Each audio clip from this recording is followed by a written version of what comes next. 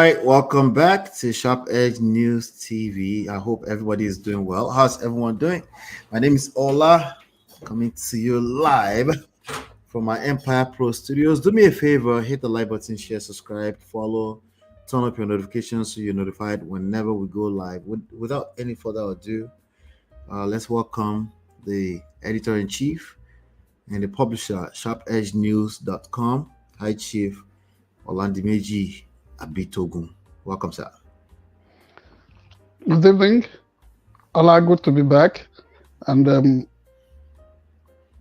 I have to thank our audience out there for the deliberate choice to always be part of what we do at SharpEdgeNews.com and our other platforms.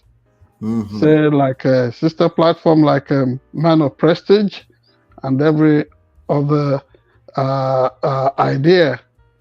media idea that we are birthing, that we are nurturing, and the things that are really prospering at this period. You can continue to be part of this good story by doing the needful. All you have to do at any given time, so that this weekly tonic, your regular shot of being alive socially, politically, economically, and otherwise can be guaranteed. So, like us, subscribe, follow us, and please share us. That way, this dream can endure. Thank you again for being part of what we do. Good to be back. Welcome. All right, so let's just get right into it. You have any weekly Sharp Edge News special report for us today? Oh, most definitely. For example, what I've just mentioned about our sister productions at Man of Prestige, of course, which you handle with other homies there. And honestly, what we are doing as a network, impacting lives and touching on our community, family, and everything that constitutes our DNA as a people, not just people of the world, but also African immigrants in the diaspora, and flowing with events back at home on the continent in Africa. In essence, building or bridging that digital divide between countries of Africa and the West and the rest of the world. That is what this is about. And quickly, let me celebrate the life and times of one of the mentors that we grew up, that made sure that we grew up responsibly. Mr. Bola Kayode Esquire, a worthy son of Usholand, who passed on a few days ago. He'd been battling certain situations. There is this suspicion that he was misdiagnosed of an heart-related condition, and later we find out that it easily could have been managed properly. Some talk of blood pressure, but misdiagnosis becomes a regular thing, a downside of public health care in Africa, particularly in Nigeria. You will remember the late titan of law, the late Chief Gani Fawemi. He too was allegedly misdiagnosed of a certain medical condition, which was unrelated with, unrelated to what he actually had. So let us pay attention to all these things. But back to Mr. Bola Kayode. He first graduated as an English major from the iconic University of Ibadan, and later became a lawyer. Initially in life, he loved to had Esquire to his what's the name, and he made sure he earned that degree in law, and for a very long time was not just a teacher of use of English at Rufus Giwa Polytechnic, Owo, the then Ondo State Polytechnic at Owo, and later he practiced as an erudite lawyer. But his impact in the life of people like us, way back in 1990-91, he and a few of our brothers and relations, came together to float an idea. It was a concept that was actualized as a Branston Place Limited. And what were they into? They were into media productions and were into promotions of all kinds of show business ideas, chiefly amongst which was the Miss Ondo State beauty pageant. And while I was in the university in those days, I was one of the foot soldiers for marketing whatever concept they had. And there were times that I had to cut my what's it called? My entrepreneurial teeth, understudying him, my elder brother, Bra Ajila Joshua Abitogun, and Bashorun Banjo Abitogun. Bashorun Banjo Abitogun was not part of Branston Place, but the other directors at Branston Place will be now Reverend Edward Ajibola Fagboyegun, the late Mr. Tunji Fagboyegun, Brarotimi Fagboyegun. I would not know if Brashegun Fagboyegun was part of that deal, but they did so well. They were even creating and producing corporate profiles for companies, and chief amongst which was the one they produced for Job Ideal Family Farms, owned by the reputable industrial mogul and a man of God, the Reverend Canon Olajide Johnson Fagboyegun, So they did very well, and they're pushing the franchise of Miss Ondo State in those days. It was quite novel. It was quite unprecedented. They brought to Ondo State people like Ojomo Productions from Lagos, and the well-known then Ondo State born, now Ekiti State born, Michael Omoshilade, known as Michael Ade, was a popular face, and they were part of the deal in promoting Michael Ade. There were times the shows succeeded, there were times they did not. There were times they also brought Segun Adewale to town in Akure. These were the guys, they formed the hub, the fulcrum of show business in Ondo State in those days. Aluwe would come to town. So many people that we grew up knowing in those days came because of the initiatives of Brabola Kayode and Bra Ajila Joshua Abitogun. So these guys really impacted our lives, and because I grew up under their shadow, understanding them, marketing things and events for them. There were times I also had to, while spending time in that company, Branston Place Limited, as an holiday hand, my vacation job with them. I remember while I was while I had to weed and keep the driveway to that company. The company was actually housed in a facility owned by the then Major General Omojokun, a native of Ilaramoki, somewhere on Yemeku Road in Akure.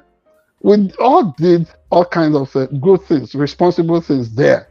And after that, I I'd become a man. But I remember while spending vacation there, a fellow student from the then Ondo State University Ado-Ekiti had visited. He didn't know what other things I used to do in that company belonging to my brothers. He just felt, oh, this guy must be some lowly labor hand. But for me, everything is about dignity of labor. Whatever I did, at least not to be a drag on the society, never to end up being a wasted member of the generation to which I belong. I had to do. For several weeks and years, this guy would see me on campus, would just be looking at me like, but you know what? I really did not care, because that's the way people like us were raised. Sometimes on the farm, sometimes assisting our mother to tend to their wares in the market and wherever. And we were able, and there were times our father would even leave to us. Said like my elder brother, Braladele Abitogun, and my father would leave a whole cocoa plantation to us. Whatever we made from there became, we turned to how we hand our pocket money. Sometimes we would sell cocoyam, but mind you, we did not even do any serious work there. There were farm hands to assist in whatever we were doing, but that was the way we were raised. We were mentored to become entrepreneurs, something that has really worked for us all the way in life. So, hearing about the passing of Brabola Kayode, and he was a descendant of the Edemo household, the Chieftaincy family, the Chieftaincy family of Usho land. He was a man of the world. He lived in London, lived everywhere, and impacted so many lives. And very handsome, tall, in his own way, and he's a fair skin. Being light complexion made him a man about town too. And he really kept himself, on the cool side, had courage, was a man that any younger one or older one would love to, very soft-spoken. And it's seen so many situations in life, in it all, whether in life or in death. I count him to be a worthy winner. That's that about the passing of Mr. Bola Kayode Esquire. At 66. At 66. 66. Yes. Yeah. That should be the age range. And at this time, all we can do, instead of money, and Sister Bimbo, the younger brother, Sister Bimbo Akigbe, will understand. The household of the entire family of the Kayodes would understand that, it is appointed for us to be born, and it is certain that we will go when it is time for us to go. So we can only keep worthy memories of people like this. And and to his friends, especially members of his club, the patriotics or the patriots of Usho. I don't remember now what they used to, well, these were guys, these were our worthy elders, people that we looked up to as a worthy examples in the community, in the society. And what is more than to say that we wish that the family would have the fortitude to bear this loss, though untimely, though unexpected, but it has come when it came. So long about that. Now, the times in which we live also means that things are no longer what they used to be. You may look at this as my own monologue. Chief, just so you know, we're already at the 50-minute mark. Just so you know. Oh, okay. Well, next time, let me respect what my producer wants, but because I love to be disciplined, and everything in life, so much about life is a self-discipline. Now, some other time we'll talk about the fate that is befalling traditional rulers, not just from kidnappers taking the emirs up north, taking 60 million naira ransom, yet will kill them after all entreaties and negotiations. Everybody focuses on what the bandits do, but how do government officials all over Africa, particularly Nigeria, how do they treat the traditional minders of traditional institutions? We'll talk more about that some other time. Thanks for listening. Thank you so much. Thank you so much. We're going to talk a little bit about security in a minute. My own overall take on security in Nigeria is insecurity is incentivized. You know, that's just what I see. And until that stops, unfortunately, they're gonna have to continue to deal with the mess. But we're gonna talk about that in a second here. Do me a favor, hit the like button, share, subscribe, follow, turn up your notifications so you're notified when we go live. We're gonna get into some trendy topics around the world. Welcome, welcome, welcome. We'll be right back.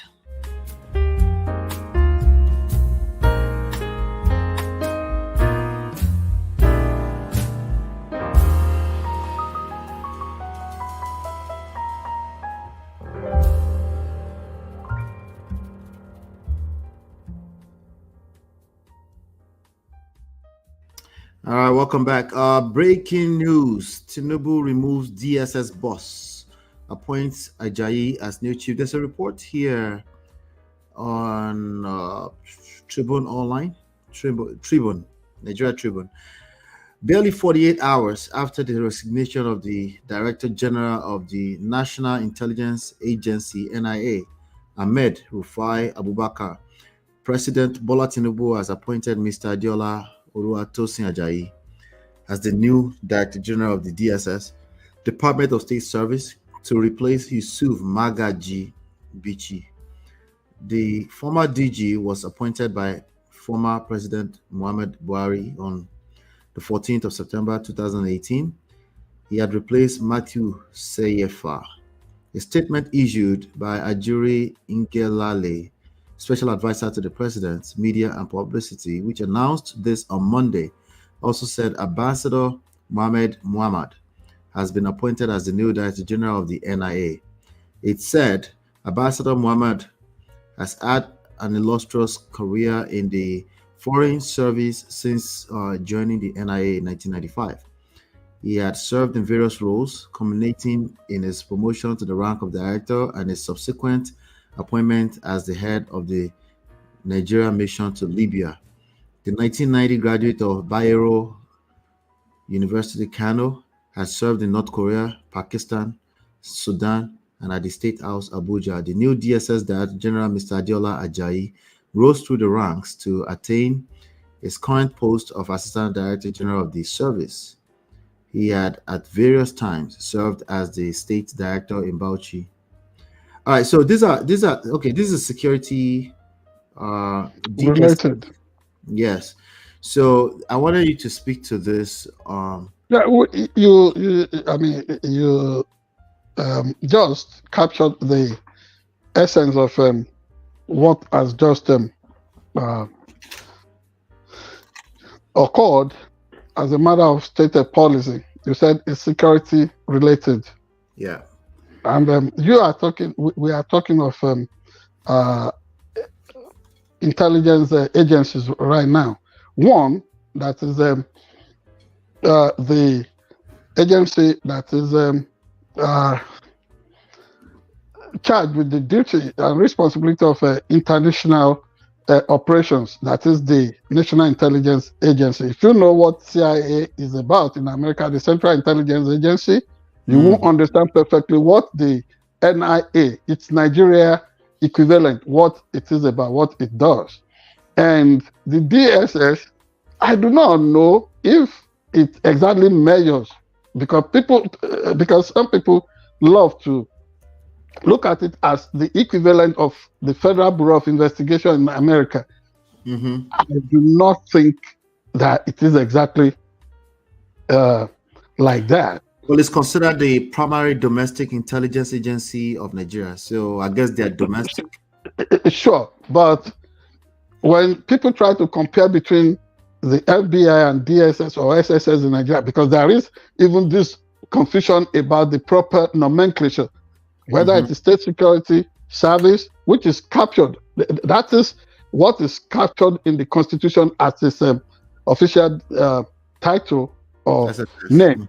Now, the DSS of a thing, with different administrations in Nigeria, they always shift the rule and the goalpost and the details. So we do not know if we should go with the Department of State Services or whichever. It is still the same agency. But I know very brilliant lawyers and constitutional scholars like the famous Shifemi Falana have argued that it is an aberration and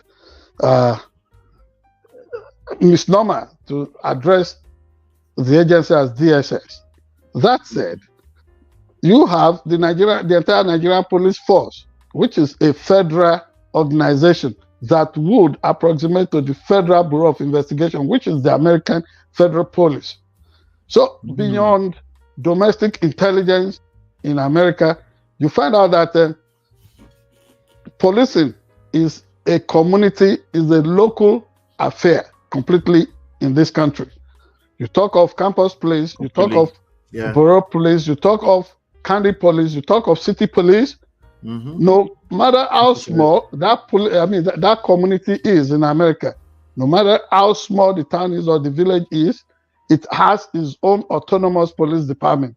And the funding does not come, it's got nothing to do with federal budgets or budgetary allocations.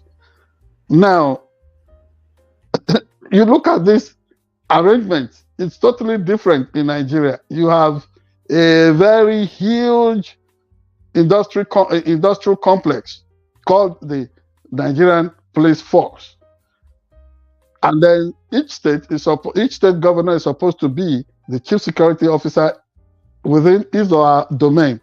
But in practice, this Nigerian big police organization can only be relevant and can be said to be listening to any governor when it is expedient to do so. More often than not, there is this huge federal control of if the president, for example, or its minister says, "Oh, Inspector General of Police, we need you to serve the interests of the federal government right now. Go and oppress the community or a particular governor." That is what they do. But when it is convenient, they can be used, they can be bribed sometimes, and most times, to go and oppress people just anyhow. So that said, we do not know what is fueling this minor, can we call it a minor, when something happens with NIA, when something happens with SSS, you don't say that is minor. We do not know what security architectonics they want to pursue at this time. Is this coming because of a certain biddings they wanted them to do that they did not carry out effectively, or they are signposting what is next on the agenda? For example, I've had some journalists that should be taken seriously and must be taken to account. It must be called to account by the international community, suggesting the idea of the NIA going after international critics, Nigerian-born international critics of the current administration in Nigeria, that they could be creamed, they could be taken out. The notion of state-sponsored international killings is beginning to have traction and is assuming a disturbing dimension at this point. Even what I'm saying now is enough for some of them to want to toy or feel funny, toy with the idea that, oh, go after Oladimeji Abitogun. Yeah. Such ideas have been thrown around, and we know a particular journalist who behaves more Catholic than the Pope in this modern day and time in Nigeria, always suggesting the idea of, if this happened in Rwanda, That's a dog whistle. If whatever Traore is doing had happened in Rwanda, you know what would be the result. That is a suggestion that they should go after him, go do some state-sponsored assassination. So at this time, every Nigerian overseas, we don't know what the mandate for Mr. Mahmoud is. We do not know what is driving all this. The government in Nigeria must put everything on the card, because it is not enough to be elected a leader. It is also going to be a matter of responsibility to show that there is transparency and there is a stated objective behind every state policy, every action taken. And this is what Nigerians must look at closely. This is what we all must scrutinize. What is the mission of these two guys coming on board at this time? Are they going to, since we know that certain names have been prepared and being touted and promoted as sponsors of the end bad governance protest, and that people are being held without trial for more than 24 hours, their constitutional right to peaceful protest is on, is under serious attack at the moment. It is apt, it is proper, and it will be appropriate to continue to ask, what is the mission of the new intelligence czars? What does this mean? Does this mean? What does this translate into? Is there going to be some consolidation of the instinct that we have always suspected that, this country may be a decline towards autocracy, totalitarianism, or more authoritarian dispositions? We will not be able to say at the moment. But looking at the way kings, chiefs, ordinary citizens, government functionaries, everybody, students, everybody is under threat in Nigeria. It's a country that is in a war without declaring war officially. More with its own citizens internally than against any foreign threat at the moment. So the NIA thing is not of major concern to me. It's also of serious concern. At this point, we all must do our work. We must pay attention to our constitutional obligations of monitoring what every agency does. For example, people have had me raise objections and questions about the presence of the military in my community, my birthplace, a few days ago. The coming of the police, the Amotekun, the other organization called the Civil Defense. Why would they be so eager to go and protect things that are unconstitutional? Yet bandits are everywhere, on free range, running over communities, terrorists everywhere, so-called headsmen, armed robbers, all kinds of violent crimes on the spike in Nigeria. So if these people, if these new appointees of President Bola Ahmed Tinubu, if they really must be worthy of this appointment, honestly, they must pay attention to internal security. They must pay attention to internal security. They want to deal with external threat and what have you. Niger is a place to focus on right now. And all those three West African French-speaking mutineers within ECOWAS, and the possible disintegration of the Economic Community of West African States as an organization. That should be a major preoccupation for them, instead of wanting to launch after Nigerian citizens who want to hone their democracy, who want, to be counted when it comes to making the country work. If this is an attempt at launching after Nigerian citizens who have genuine, decent with the administration. This really will be sad. If it is about consolidating the security architecture of Nigeria, then it indeed will be worth every effort put into appointing them. Thank you. Thank you so much. I guess we'll know until we know. Hopefully, That's it's right. for good. That's right. Yeah, but Whether things like this, we overtly or always pay covertly, attention. whatever the intention is, it Right. has to be. I mean, it doesn't. No Nigeria must be hurt. Home, Okay. abroad, wherever. The Showoras of this world must be safe. Those guys and all of us Mm-hmm. are ambassadors of the nation. I've never seen a country behaving like Nigeria before. Do you know the influence of Israelis in the diaspora?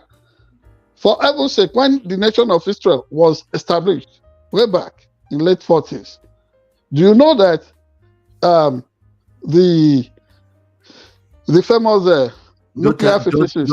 Don't tell any Nigerian that the nation of Israel was established in the 40s, that it wasn't 2,000 years ago. But continue, sir. Yeah, they may both be right and wrong. If they are talking of Israel of the Bible, yes, more than 4,000 years ago. If they are talking of the modern day Israel, the nation, the country of Israel as we know it, is as recent as 1947, 1948. Absolutely. After the Holocaust, the wave of persecution. We have to take every opportunity to educate Nigerians. Yes, it came in the wake of waves of repeat persecutions, killings of Jews for centuries.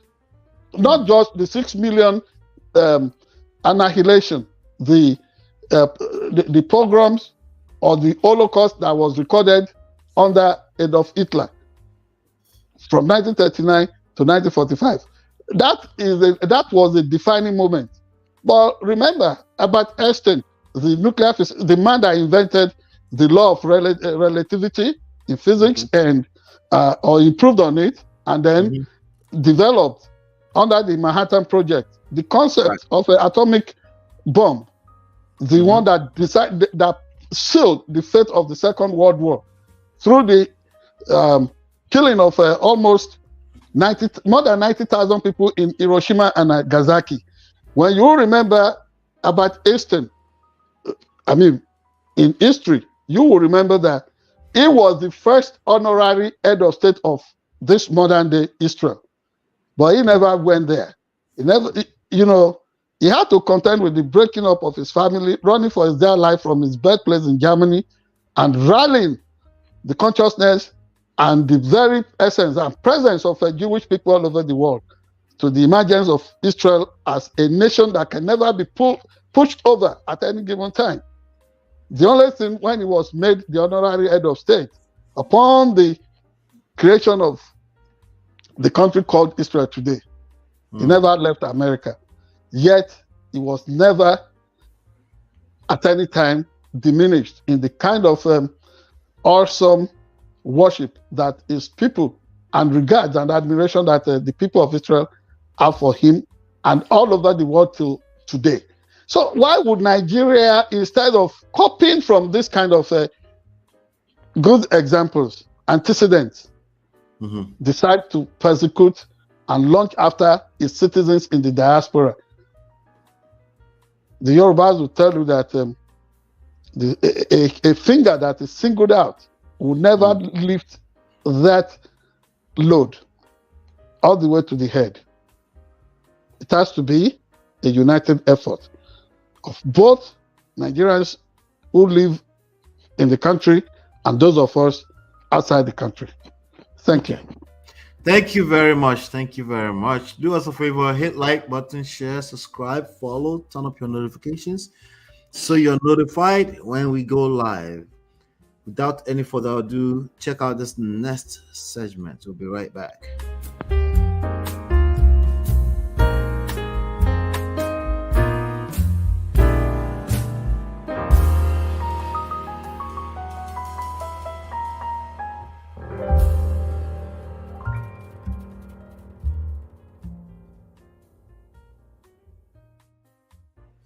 Welcome back. Listen to this short video and then we'll talk.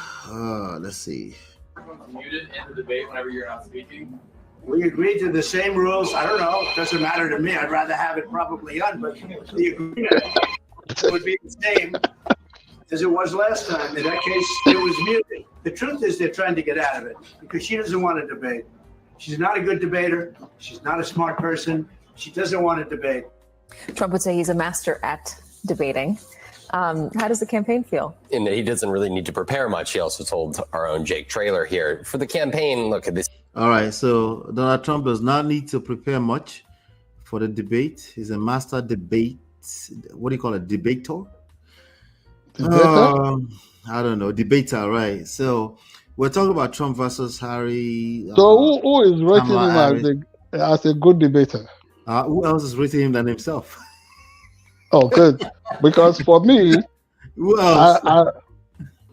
For me, as somebody who often compares debates and who often participates in a debate, when somebody argues out of point, I do not see them as great debaters. If you're not working out those statistics and data, and then broadening the space on enlightenment and the proper education, right, and then giving your audience the opportunity to choose, to make that choice, and you want to ram it down their throat, you are not persuasive, which is a major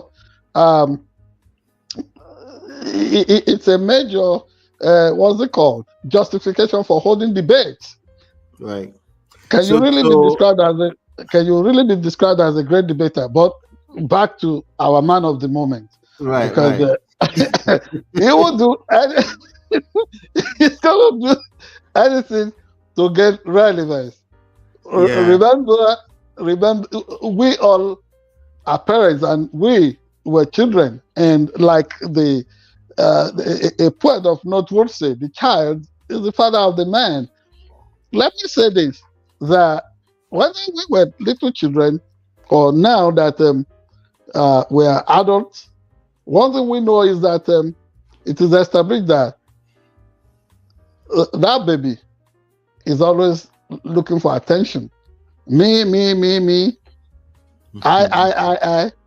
And so, I mean, but... So do you know why they're arguing about this? Oh, yes. It's about control of the microphone.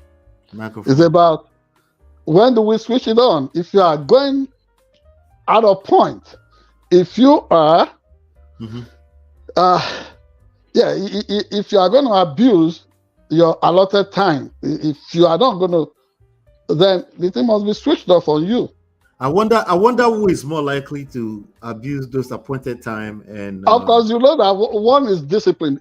One has the courage, the body, the self-control requisites for doing well. You know the other one that would not even, the moment this individual knows that that is no match, it's no brainer for the opponent concerning facts and figures. When you say do you mean me? I'm supposed to know. Our audience, including you and I, we all know that we do. We don't know. No, we do. We do. See, people will say that this is Ola. Yes, sir. In native Yoruba, and I want to believe that is representative of several African cultures and traditions. The Yorubas will say, this is a disease that can be seen. I mean, through the naked eyes. Who is likely going to be unmanageable on the debate stage. Yes, you know who this individual is. You know the person who will come prepared instead of educating you in a proper fashion, making sure that you are in good mental health. You know who is going to barrage you and barrage the world with thousands of lies. Every sentence will contain at least 20 lies. And you're going to really be dazed and confused to the extent that you would stop fact checking. You know what it is about. And so this person knows that his eagle or hawk is now encircled where it's perched on the tree. There is no flight route. No way. This person is contained.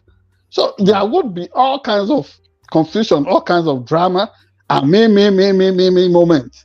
Just like an adult that is trapped in the mind of a toddler, of little baby. This is what this is about. So at the time, he was excited because he thought Joe Biden, everybody was focusing on Joe Biden not performing well in his one and only debate.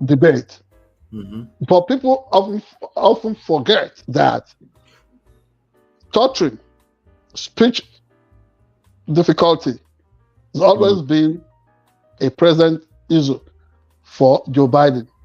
He grew up having such challenges, and it was only through dint of self-determination, courage, and abiding grace of the Almighty that has been able to become what he is known to be in politics, in leadership, and otherwise. So, coming out, trying to provoke him like people would provoke MK or Abiola in those days so that he could stammer during public debate. You know, MK Abiola always knew how to dish it out to them. And same thing for Joe Biden. Remember looking him straight in the eyes and letting him know that, no, America deserves better than this guy. So now, Kamala Harris is more than all that. She is so cool. Is she ready? Collected. Is she ready for this? All the way. She's coming on that stage as the prosecutor that she is, and the felon will not be able to stand that heat. So there is always this desperation on his part to find a way to get out of the kitchen. And you know the woman, whatever it takes, she's going to choke him up. She's going to choke him up. He will be begging. Somebody has spoken of being shalagged. He will be begging for the breath of his political life. This is what this moment is about. The excitement is in the air. This person is a joyful prosecutor, and she's going to bring it. She's going to bring it all the way to him. Exactly how is she different from Hillary Clinton? Nobody could be more ready than Hillary Clinton. Hillary Clinton was ready and was so prosecutorial about it, but the world was not ready to listen. Everybody has seen this guy at play, at his best. No second chance of allowing despotic accident on the presidential Oval Office. No. The other time it was taken for granted that Hillary Clinton was going to win. And while the eyes was of the prize, he ran with it. The cheater that he was. All those things he was calling on Russia to release, to find more, about 33,000 emails on Hillary. Now, stuff are out about him. He's beginning to rake and rail that, look, if anybody, it could be unpatriotic for any media to use this. I'm telling you, if I'm able to lay hold of that, SharpEdgeNews will publish, and we will damn the consequence, because he did it against somebody before. He did it before. So now, it was okay in the case of Hillary. It is not okay in his case. And let me commend the DNC, the Democratic Party. They've been so wonderful. Even when people want to shout it, want to sing it, that it should be locked up, they always know how to contain their excitement, and they say, no, we are not the locust. Donald Trump will not extend that kind of grace to anybody. He will join the crowd if I will encourage them on, not just to say lock him up, he will encourage them on into committing insurrection, which he has done. So this is what this is about. Quick question. Yes. What was your most exciting moments? What were your most exciting moments from the DNC convention? All the way, every bit of it. Particularly, give me top two now. But particularly when those 5 guys from New York who were supposed to be, to have been killed, to have been given their sentence for wrongful accusations, for which Donald Trump dedicated a fortune. When they could come on the stage, free people now, and then they're pushing it and rubbing it on his face that no, America was better than that. And that, yeah, that for me was a moving moment. The fact that Hillary Clinton could come, not as Kamala now, but as Kama. Yes. As Kama now. Yes. And the way she nailed it, that this guy fell asleep during his trial, woke up to find out that he's already a convicted felon. That robbed him too. And when the grandson of JF Kennedy came on stage and articulated the position of the old democratic dynasties of this country, I love that. Barack Obama, Rachel Obama, the weird crab sizes. Yes. the weird crab. Yes. And you know what? When Rachel Obama said, "Oh, he was just mad at the success of two hardworking people who just happened to be blacks," and now somebody should tell him he's running after a black job too. A black job. Because I do not know how you define what a black job is in America. Yeah. Who's going to tell him? She said, who's going to tell him that the presidency is also part of our job? Who's going to tell him? That it belongs to all of us Americans. White, red, blue, black, yellow, whatever. It belongs to all of us. Whether you are... Speaking of the Kennedy family, so sorry. Speaking of the Kennedy family, have you seen one of the sons of JF Kennedy? Bob Kennedy Jr.? Yeah. What would you expect for somebody who said they find worm hitting his brain? What would you expect? He does not represent the feeling. He and another younger Kennedy. Oh, really? Yes, one other guy like that. They are the odd fellows amongst the illustrious Kennedy family. Every Kennedy, all the way is for Kamala. And you know them when it comes to, you know, there is even a song about them in America, the Camelot, the feeling of, the good feeling, the joyous feeling that you see now, describing, forming the entire tapestry of the DNC, their campaign, is originally something you find with the Kennedys. The other person that surprised me during the DNC thing was the coming of the lady media mogul. What's the name? The billionaire woman media show. Oprah? Yes, Oprah Winfrey. Oprah Winfrey, really, yeah. He was able to articulate it. Yeah. And Baba himself, Bill Clinton. Oh, okay. Bill Clinton. Okay. Joe Biden, everybody. Man, that was a neatly... there was a lot of excitement around it. Yes, it was well choreographed. 10,000 times greater than the Republican convention. And did you see the result in the tonnage of money tumbling into... so the momentum continues. Is that what you're saying? Yes. They are on track. And if they continue like this, by Wednesday, the way they are going to find out across this country, going in, locking it down, and making repeat visits everywhere, and blanketing the whole place with a kind of what is known in World War I and World War II parlance, the blitzkrieg. You know. So what would be right now the polls? I'm looking at the NPR polls on the screen. NPR by NPR analysis, right? They're showing some kind of tie based on these polls: 226 Kamala Harris to Donald Trump 219. And I think this was published today. What's today? 26 today. Just it's good for it. It's good for it to stay that way. Remember, Kamala Harris has described a team as the underdog. It's good to continue.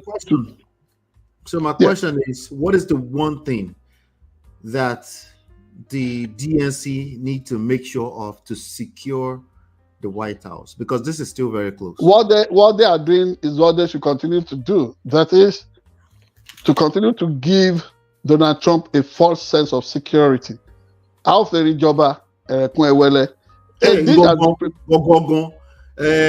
you know about the song that went viral, the Igbo song, the Gogo one? Did you know about that one? They said it's the same story. That's it. Yeah. If that is it, then it means the African consciousness is well and alive concerning global events. What we're saying is that they should give him that false sense of security. It's who they want. We did it before on campus. We were shouting Orobangba, and then when it came to the time to unveil the elected president, we said Ajayi, and then we all raised the hand of Bola Ajimuda. So this guy is going to find out the hard way that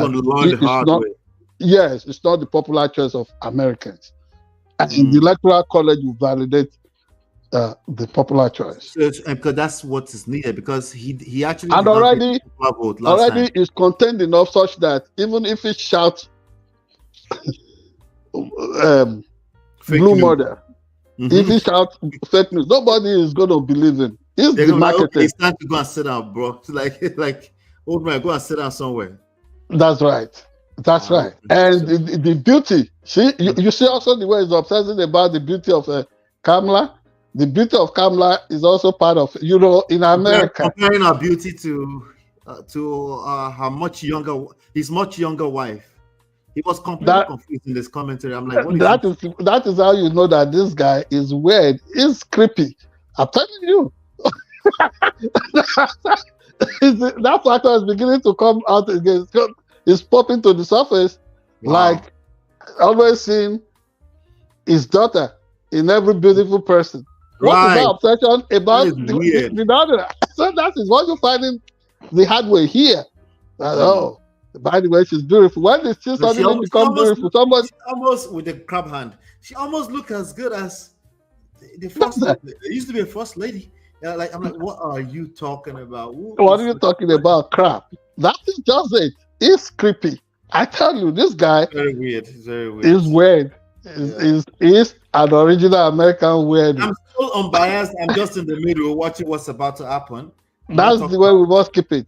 Yeah. So I'm not biased too. Just saying. Oh, you are? Okay, you're just saying. Okay. Just saying the obvious. That's right. I'm not biased. Okay. All right. We shall see. But it's interesting. We're looking at it. It's still close. I think she's leading in many polls, and but we can't tell yet. By the way, did you see that Times magazine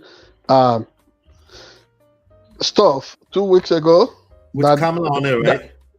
Her moment. That's what I was talking about. That's what he was comparing Kamala to his wife. Yeah, did you see the way they describe? Did you see that portrait? And the caption. It simply said her moment. As somebody who had to go through several pages of international publications, Reader's Digest, Economist, Times International, what have you, to become whatever I became as a journalist. I remember when somebody would be thrown up and say, the only man for Russia or in Poland. That is the way Kamala Harris has become the woman or the political figure of the moment in America. Okay. We have another 3 months to go, something like that. We shall see, or maybe less. We'll see how it goes. Do us a favor, hit the like button, share, subscribe, follow, turn up your notifications so you're notified when we go live. We will be right back.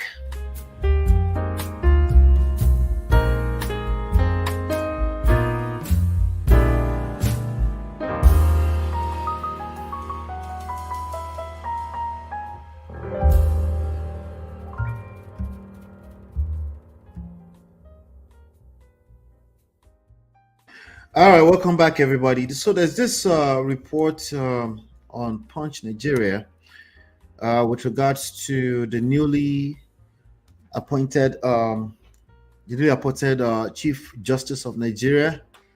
Kekere-Ekun. Yes, Kekere-Ekun. Now there's a couple of things going on here. She was appointed, and I think there was a swearing in. Was it yesterday or today? I'm not sure. There's a swearing in. But Nigerians are paying attention to everything. They are asking a very valid question here. There's this young man, the son of the Nigerian president, SEYI TINUBU. That's right. Yeah. And apparently he was very, very, very present at the swearing in. And Nigerians have a very simple question. So let me read this. Nigerians have begun to express their dissatisfaction over SEYI President Bola Tinubu's first son presence at the swearing-in ceremony of the acting Chief Justice of Nigeria, Kudirat Kekere-Ekun. Kekere-Ekun took the oath of office and signed the oath register at 11:40 a.m. at the Council Chamber of the State House, Abuja, on Friday as the 23rd CJN, pending her confirmation by the Senate. Chief Justice of Nigeria. She succeeded Olukayode Ariwola, who assumed office on June 27th, 2022, and bowed out on Thursday upon attaining the mandatory retirement age of 70 years. However, a picture of the president's son at the event went viral on Monday, with netizens questioning what he was doing in a place where only cabinet members and top government functionaries were supposed to be. A user who tweets with hashtag beta country said, "Please, I want to ask Nigerians," and I quote, please, I want to ask Nigerians, what exactly is the portfolio of SEYI TINUBU in this government that he's allowed in the front at the swearing-in ceremony of Justice Kekere-Ekun as the acting Chief Justice of Nigeria? And then another person says, what is SEYI TINUBU doing at the swearing-in ceremony? Somebody said, he's learning the process. Once in Papa Komot, I'm speaking pidgin now. Once in Papa Komot, he will enter greatest political family heritage. We will never see anything yet. Another one says, a decision maker has to be where decisions will be taken. The truth in whatever SEYI says surpasses others' opinions at this point. Rooting for his father. So I'm asking you, sir, does this really mean, is this something that Nigerians should be worried about? After all, is the son. Oh, yes. Nigerians should indeed be worried about this kind of trend. I think the earliest that, if our memory can serve us right, when people started throwing caution into the wind and promoting nepotism as a state art, was when Ibrahim Sani Abacha died in that tragic plane crash in the 1990s. And remember, it did not just go down. Several prominent youths coming from families of Nigerian ruling elites were aboard that plane. And in our own time, we have seen how people without shame will try to project their children as if they are part of the electoral deal. Like I've always told people, Nigerians, when they talk of fraud and corruption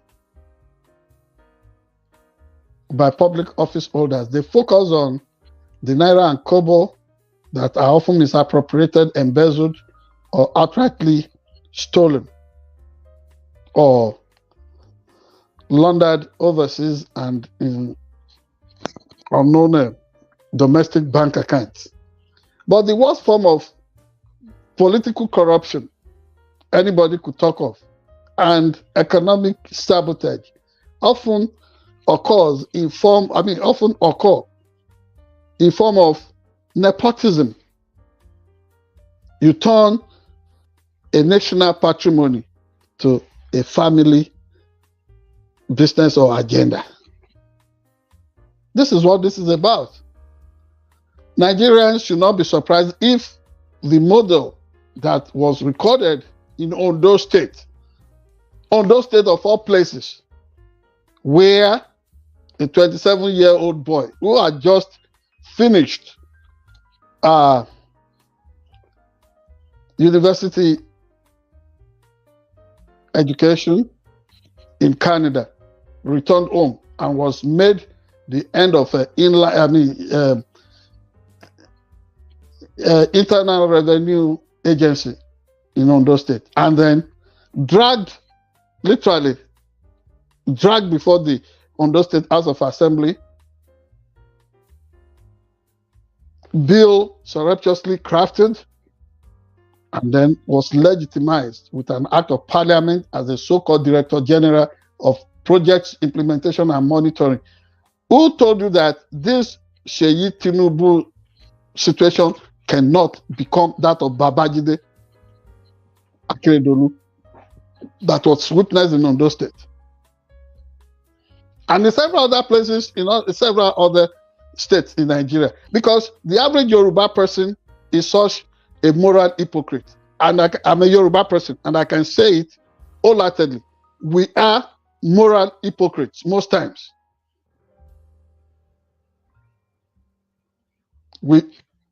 Our people get elected into office.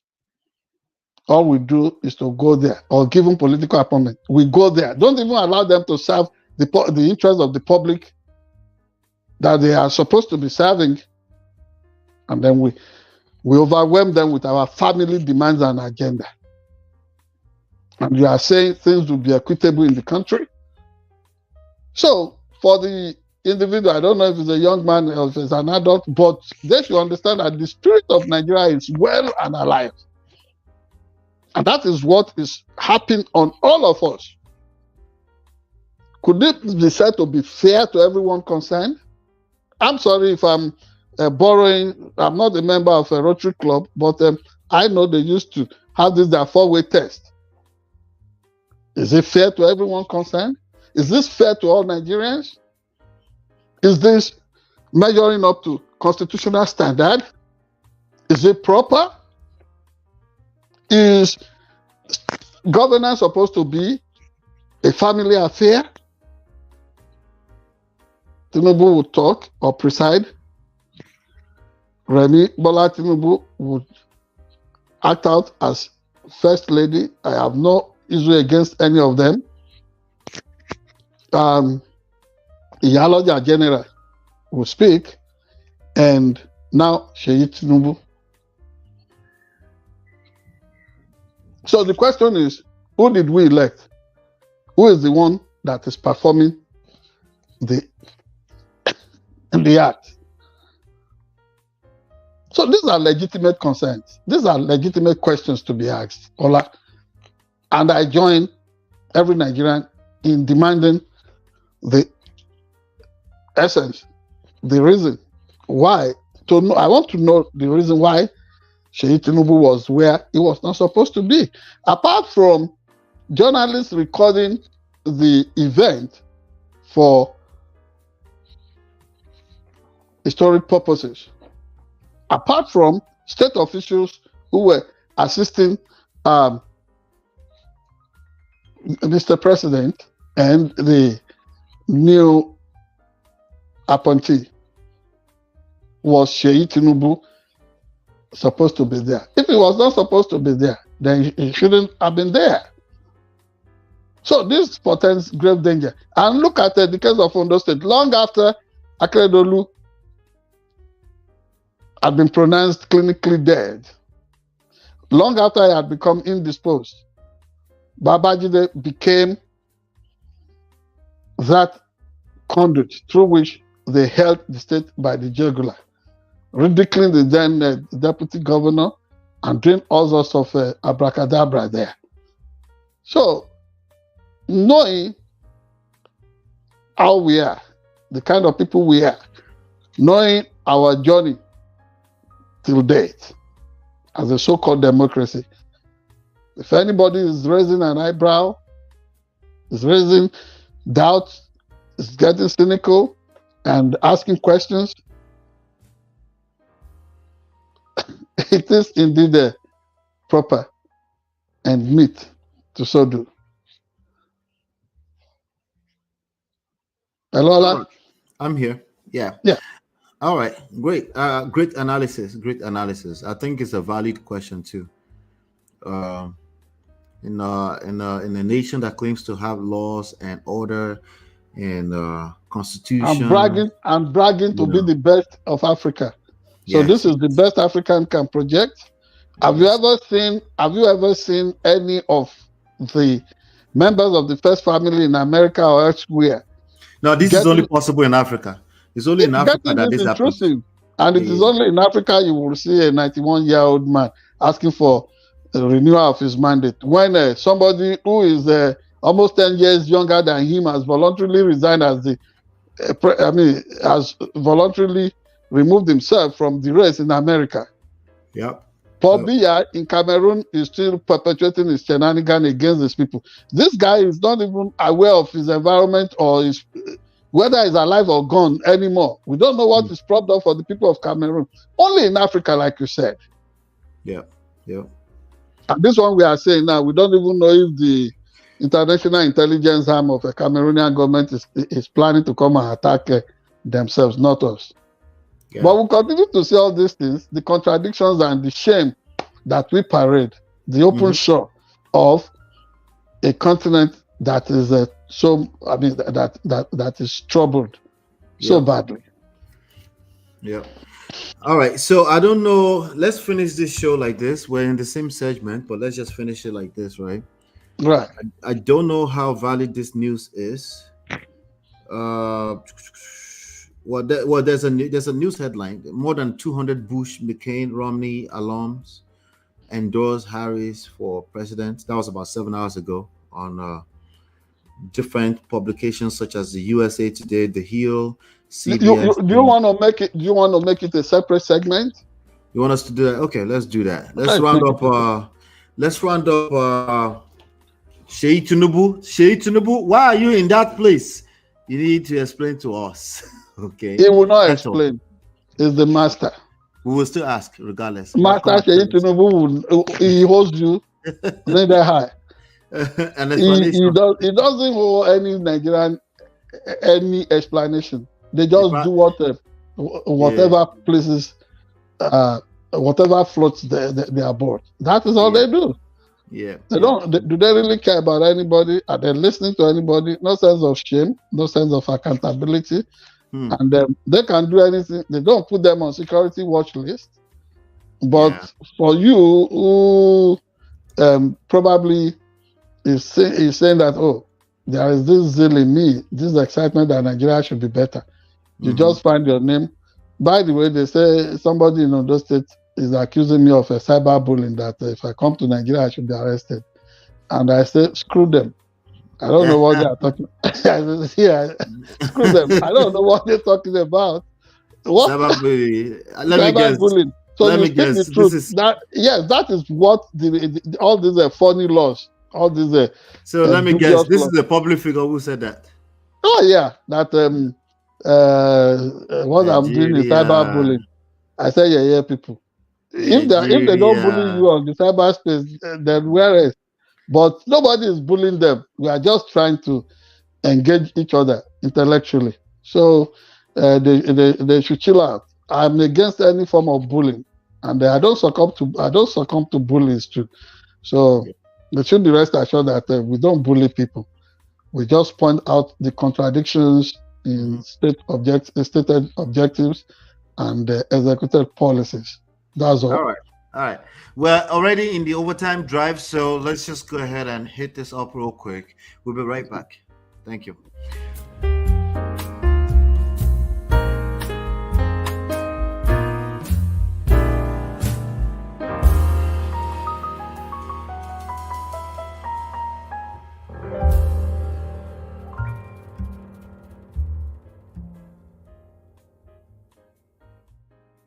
All right, so I don't know how valid this is. I was just over here, just scrolling through Twitter, and I noticed that President George W. Bush was trending on Twitter, and I was just curious to see what's going on.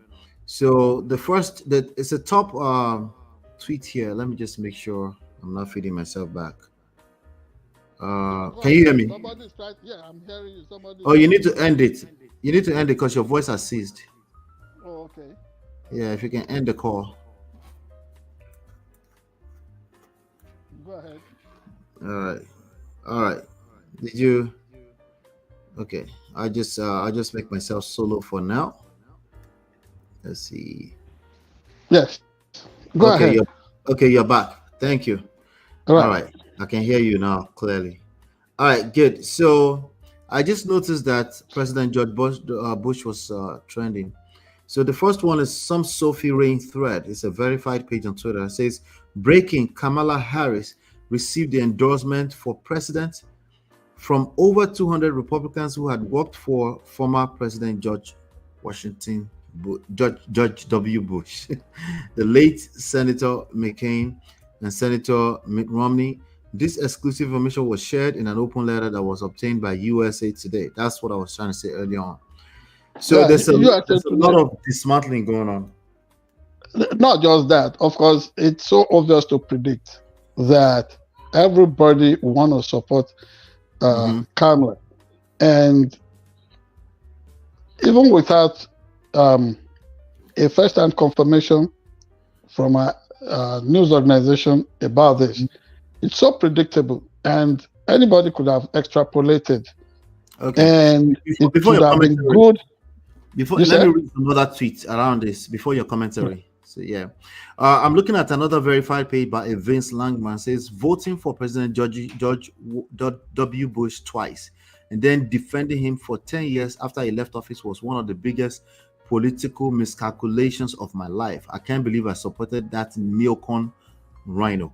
Okay, so I just want you to get some of those. Whoever is tweeting that is just trying to take it out against George W. Bush, George Walker Bush. The truth of the matter is that George Bush is way liberal compared with this weirdo that has seized, that has turned the Republican Party into a personality cult.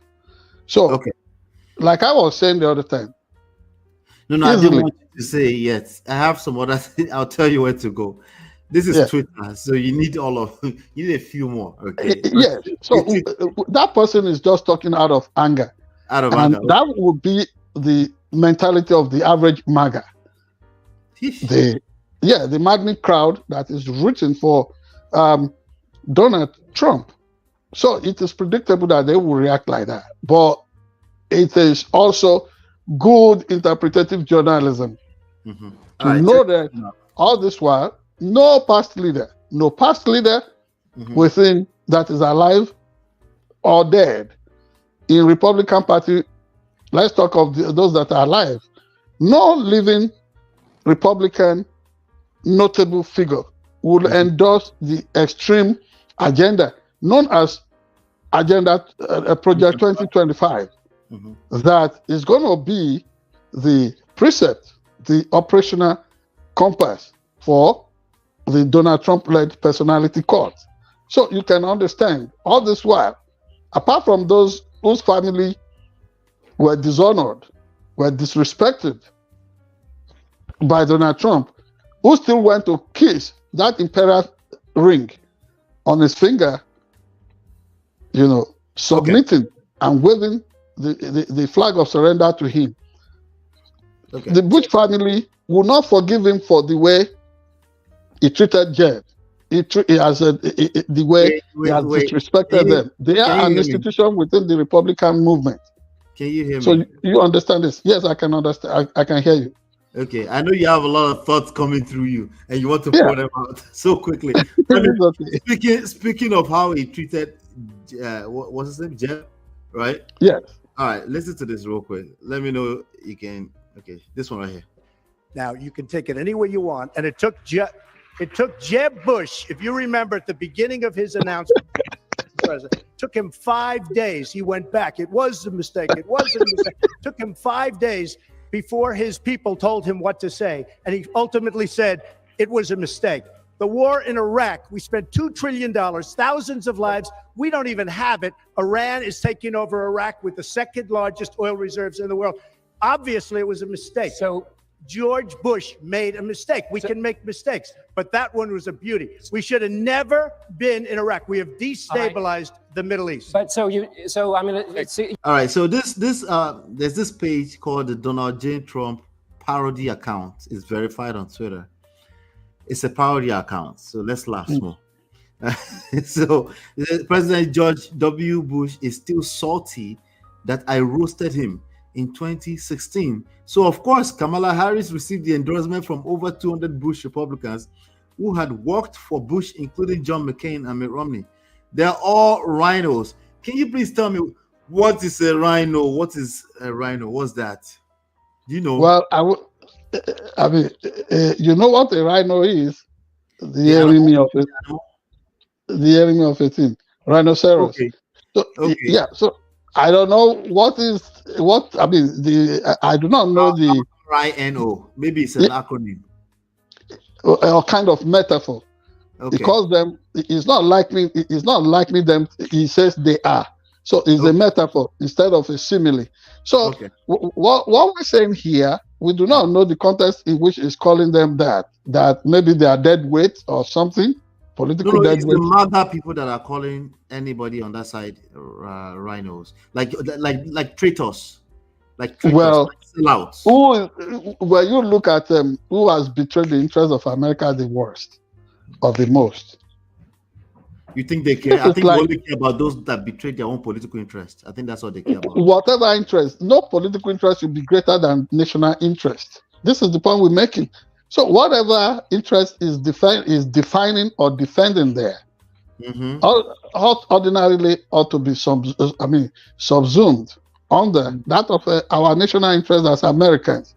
And when you look at the way it kisses up to dictators and all kinds of discredited figures all over the world, Vladimir Putin, whom he said he would want to give a free ride to to do whatever he wants against NATO, allies, and Europe. So you can understand what this is about, Ola. Yeah. It's when losers talk, easily you see the way they would always want to feel. This is so sad for him.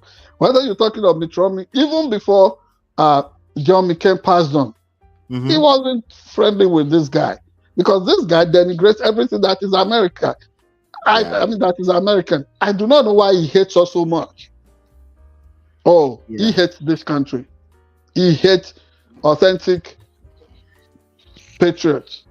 And this is not like, I mean, people have said, this is not about Democrat, it's not about Republican, it's not about independents. Everybody voting against Donald Trump and endorsing Kamala Harris is a patriot. This is a time for that patriotic battle cry. And it must be, all of us must unite for this agenda. This is what this is about. And that's the agenda against Project 2025. That's right. That's right. That says they can implode federal civil service structure, take it over completely, and put in their own ideologues. People who have narrow political perspectives to put them in charge and make sure America or Americans will never ever worry about voting anymore. To kill our democracy? No.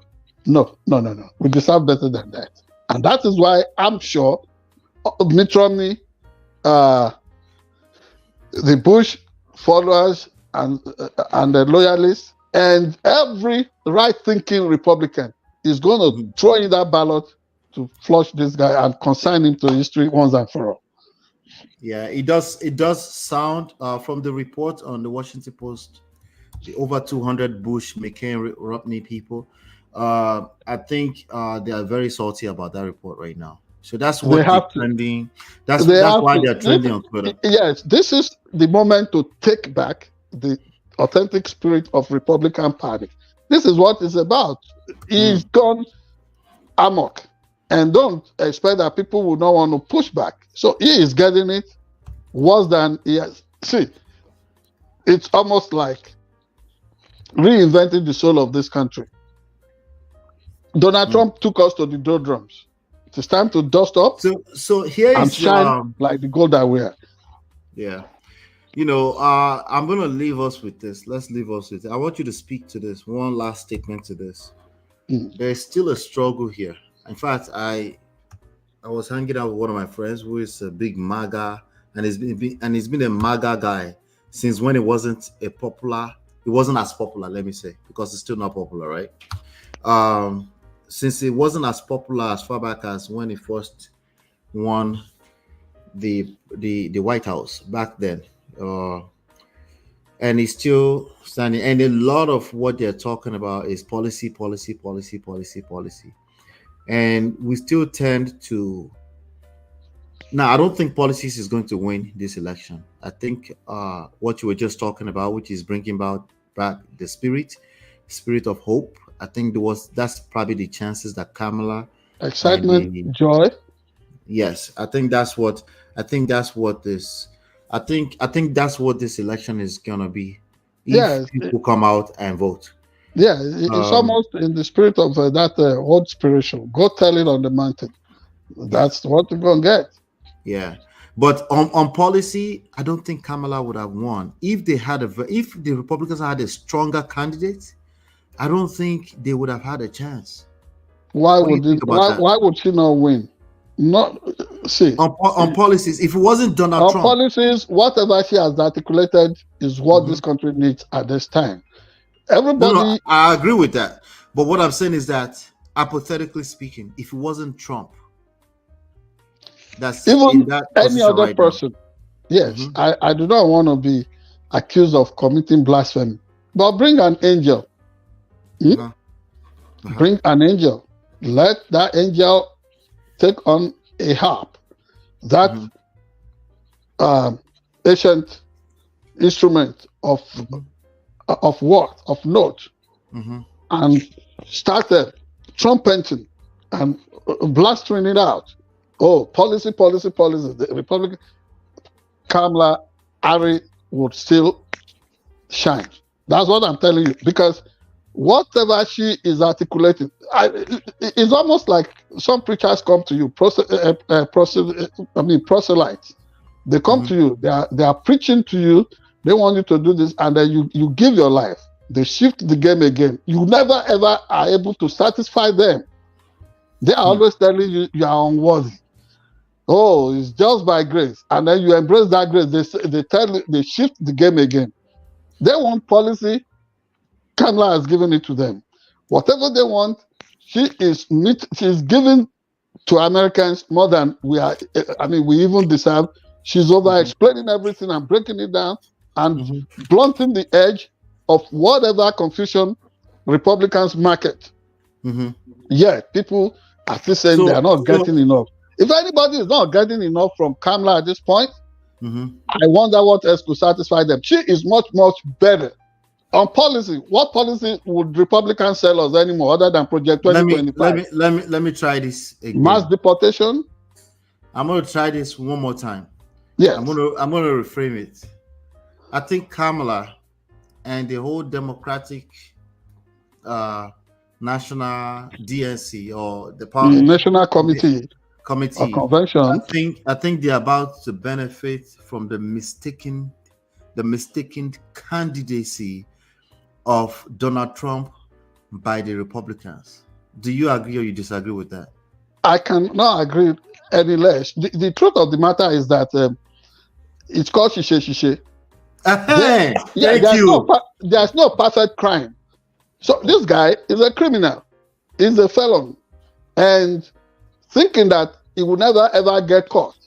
Now operating in the eye of the public, you never get away with any crime. And that is why his sins, his heart, everything about him is finding him out. So this is what this is about. But concerning policy, what other policy are you expecting from people that want to seize by way of ideological poisoning? I think I will hang the policy thing. I think I will hang it for now. Their policy is maybe already in 4 years' time we'll come back and talk about the policy. No, Ola, just please 1 second.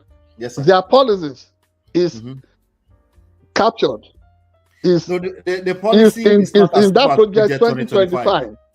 And I think that's the extreme version of it. That thing is not only satanic, it is completely evil, so distasteful, and nothing that we should even touch with the long pole. It's not desirable. Do you think an average? Yes, it must be tossed. Do you think an average Republican subscribes to that Project 2025 stuff? Do you think an average Republican? That is why majority of them will vote against him, because they do not suspect. Americans are better than that dark vision in that document. Obviously not their policy. Then that's the extreme version of the policy. That is why you find this Bush patriots. This is why you find this Mitt Romney Republicans. You find McCain Republicans distancing themselves from this lepers of an agenda. So it's basically the fight to bring decency back. It is the fight to reject the cult personality called MAGA and Trumpism. It is a fight for getting back American soul on track. All right. Thank you, sir. Thank you. We'll carry on starting next week again. This conversation is not over, as you can see. I want to say thank you to everybody who stopped by today, and particularly those of you that are here at the extended. We're at 1 hour and 28 minutes. So thank you for being here. We appreciate you. My pleasure. And all yes, sir. I mean, some of our people who speak with me concerning the way you handle this production, they commend you and they have a very high regard for you. Sometimes they think you are for the other side. I'm like, no. You are not for anybody. Me, I'm not even for anybody. This is just who we are. For myself, for my own pocket. That's right. So that's it. I appreciate you. God bless. Thank you. Everybody, thank you. We appreciate you. Hopefully you've been enlightened, educated. We'll see you on the next one. Take care. God bless. See you soon. Bye.